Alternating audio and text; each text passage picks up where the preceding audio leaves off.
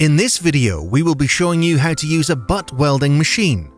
Place the pipe into the clamp and make sure you change the clamps for the diameter of the pipe required.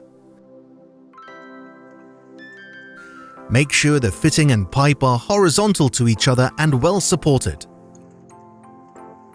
We can see the pipe is not square, so bring in the planer to face the pipe and fittings. Do not worry if they are not flat-faced together, as the planer will resolve this.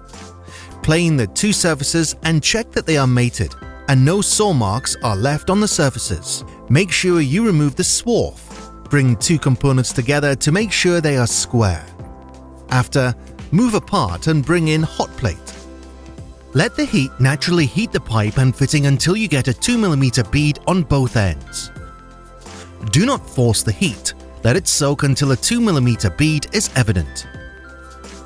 Remove Hotplate and bring fittings together and apply pressure until the desired external bead is achieved. Allow to cool with the pressure lock on. Remove the pressure locks prior to releasing the pipe clamps. After the welding has cooled down, it should look like this. There is currently a need for adaptation for PVC waste.